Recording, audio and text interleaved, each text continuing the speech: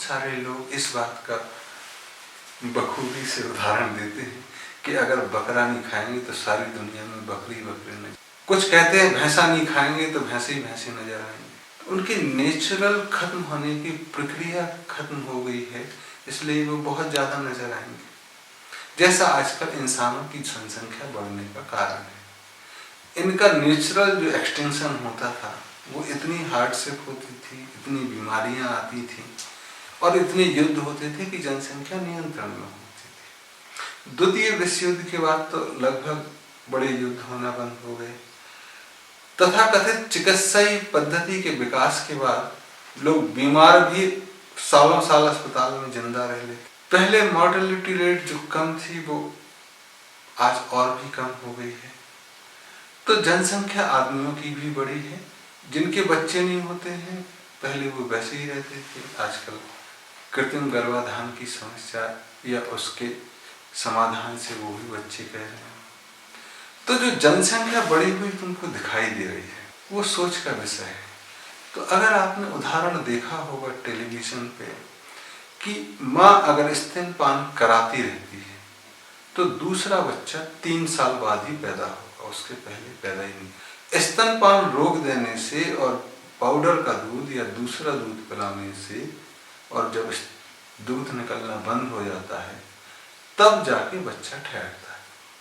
तो गौशालाओं में और आप जिस भी पशु को देखोगे उसका दूध निकलना बंद होता, उसके बाद नया प्रजनन के लिए तैयारी होती। तब अगर गाय दूध दे रही है 2 वर्ष 3 वर्ष तक तो गाय के बछड़े होंगे, पहली चीज। फिर दूसरा, आप बधिया नहीं करेंगे, ये चीजें नहीं है तो उनको तो इलाज भी आज की डेट में ज्यादा नहीं, डॉक्टर भी तो एक 15-20 साल की उनकी उम्र है अधिकतर, जो आज घट के कई जगह 7-8 साल हो गई है कटने के कारण।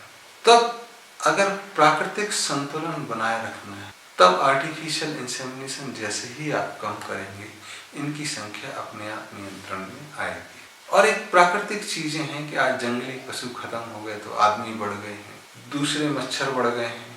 तो अगर प्रकृति में एक बहुत अजीब सी चीज है, एक ऋषि का कहना है कि प्राणी जगत में प्राणियों की संख्या लगभग स्थिर रहती है।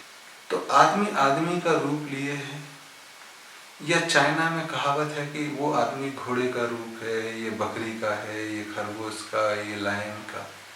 ये एक्चुअल में रूप नजर भी आएंगे आपको कि उसकी जगह आपने ले ली है। तो जैसे ही इंसानों की संख्या नियंत्रण में आएगी, गायों की संख्या नियंत्रण में आएगी, हो सकता है शेरों की संख्या बढ़ जाए, जिसके लिए आप प्रचार करते हैं save the lion save the jungle. तब जंगलों की संख्या बढ़ेगी। तब एक प्राकृतिक शिकार गाय का भी हो सकता है, बैल का भी हो सकता है, बारहसिंगे का भी हो सकता है। तो आज आपने वो शिकार करने वाली चीजें खत्म कर दी, हथियारों का जखीरा इकट्ठा किया है, लेकिन युद्ध कम हो गए। युद्ध की वकालत नहीं कर रहा हूँ कि युद्ध होने चाहिए, लेकिन एक प्रक्रियाएं जो चलनी चाहिए वो जरूरी है। तो आप आर्टिफिशियल इंसेमिनेशन, गाय का दूध सही मात्रा में चीजें, सानों का बढ़ना, उनका बधिया न करना, ये जब प्रक्रिया चलेगी और तब जंगल भी बढ़ेंगे, चारागाह कम होंगे तो जंगल बढ़ेंगे। आज तो जंगल काट के चारागाह है।